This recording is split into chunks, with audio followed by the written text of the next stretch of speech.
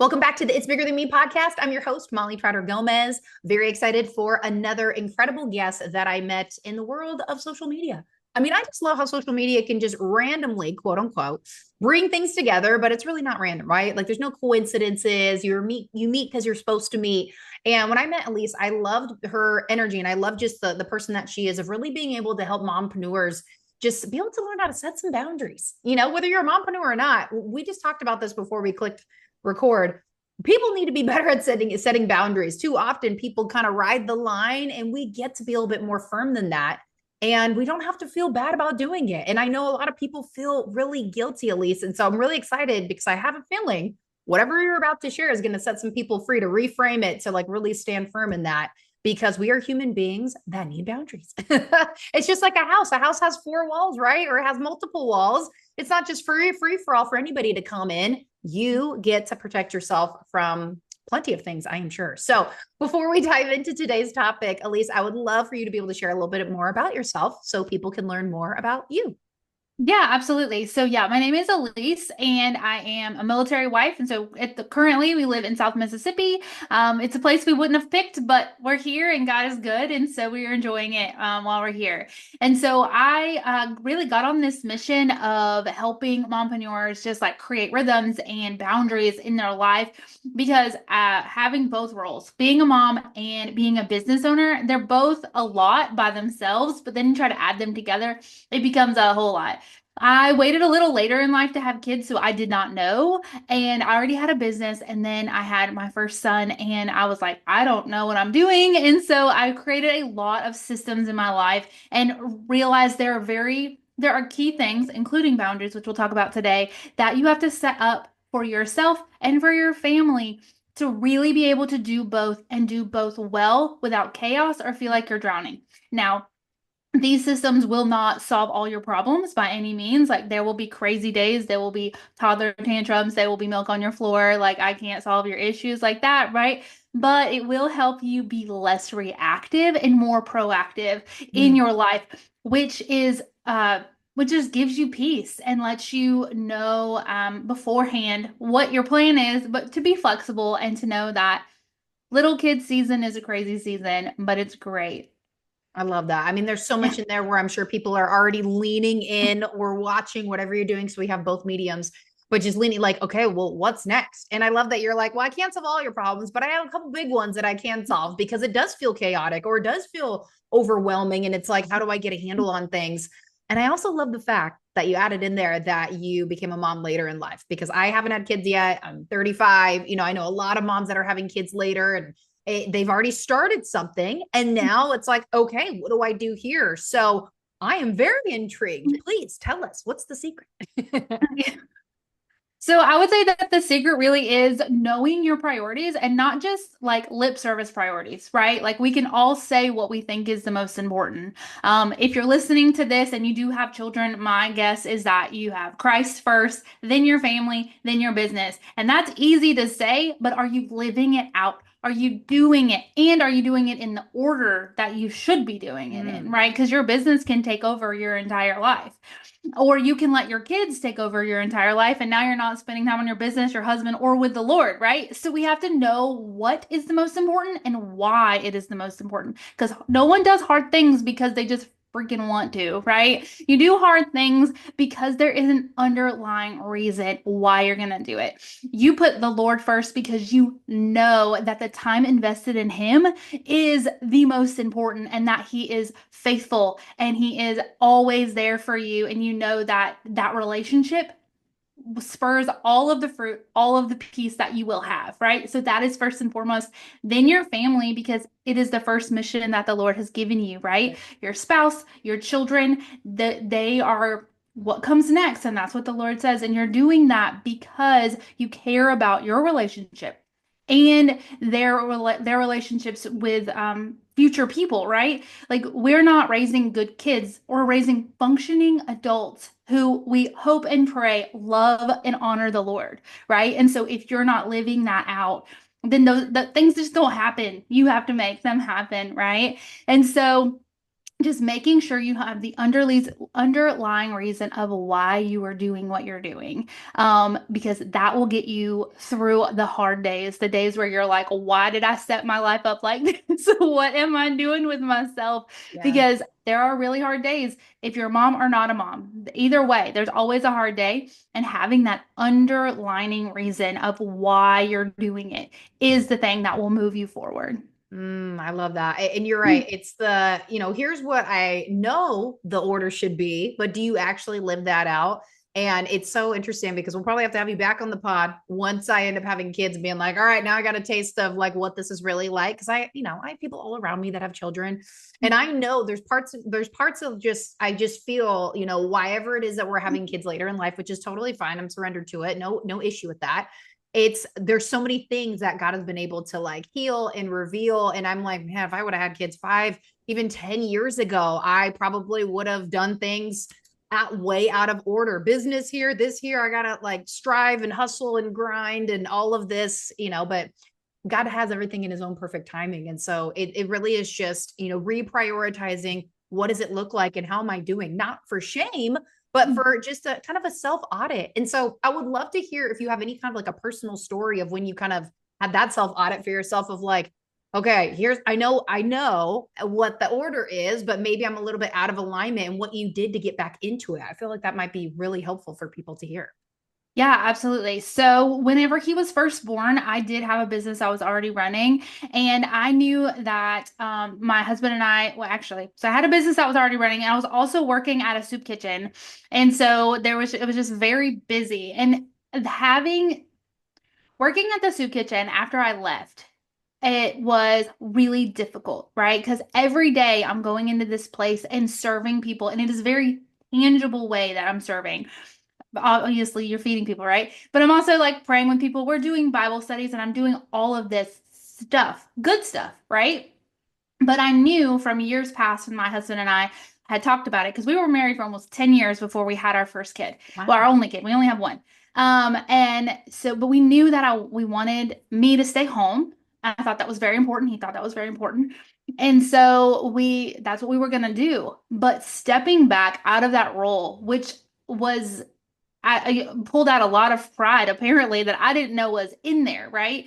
And so I was serving the Lord and I was serving other people, but I also got something out of it, which not to say that you shouldn't be proud of the things that you do, but I was allowing it to be more than it should have been for me. And so coming home and being like, now this is just this tiny person who can't say, he's not being grateful or thank you or whatever, right? He's just crying at me on the floor.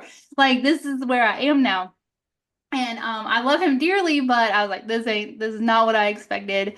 And so it was just like realizing, and like I did have a business. I was doing graphic design stuff and knowing that like if I was gonna stay home and I was gonna do this, I had to set it up in a way that I could be intentional with him as he grows up. And I also could still, make money and have a business and pour out what I'm doing. And so just that shift was difficult for me. And it took some time and it definitely the Lord revealed some ugly things in my heart, right? Because he's always working on us and refining us through all of life seasons. So I feel, first of all, thank you for your transparency. Like, I mean, I know I kind of put you on the spot, didn't prep her for that. I was like, hey, let me just throw this in there so we can just share some ugly, but then, hey, here's the blessing on the other end. Because sometimes people will get on these podcasts and are like, here's all the like glitz and the glam, and it's all the good stuff now, but it's those real moments of like, ooh, like that was not the best version. That was not, ooh, but how you overcame that just to share with people, like, look, there's gonna be mess, there's gonna be moments kind of innately like generally what to do, but what are you going to do when the moment arises? When business starts to pick up, for example, and you're like, okay, but it's God first, family, then business. What do I do? Or, your family needs you more and you have to take a step back and finding that ebb and flow. And somebody shared this with me a long time ago. And I love this word instead of balance, it's the harmony, right? Because in a song, there's different harmonies. Balance is always, we get it that we can try, but it's never truly achievable, but we go for it, right? Because we know that there has to be something somewhere. So thank you for sharing that because I'm sure there's somebody on there being like, I can resonate with that. And maybe have you had other moments where like there's other times where it kind of like started bumping things out of priority and you had to recorrect maybe from business to your time with God or, family time with God, like things like that as well. Yeah, absolutely. So just kind of learning and like we're talking about boundaries and stuff, just learning what is okay and what's not okay. And I am your girl. You want to do anything, you just call me. Like, let's go. And so, but like that's just not the way that you can live somewhat like that. Okay. So it's a good time, but you can't do that if you know that you have a podcast that you're about to do, or that you know that you have client work that needs to be done. I have to say no to things that I wouldn't have said no to in the past, right? Or I know that my son, because I can run us ragged, right? Um, I know he needs to be at home more. We need to be alone more. So now we don't go anywhere. We don't do anything on Mondays because it's a good reset for me and for him. It's a good skill for me to learn to be alone. But it's hard for me, but I know it's really good for him. And if we don't have that, then then it just gets harder as the week goes on because we are busy. Even though I do stay home, we see a lot of people. He's an only child, so I try to make sure we have like play dates and stuff and going on and going to the gym and working and all the things, right? So we are very intentional with our time at home on Monday. And so that was something that I had to learn. And because he is my second priority. Well, his family is my second priority. And so I had to make sure that I was taking care of him, even though like his needs, he's little, right? He's only 2. His needs have to come before my needs. Like, I'm not saying justifying anyone not taking care of themselves, but like I won't die if I stay home for a day. Like I just won't. So That's good. so I'm it glad.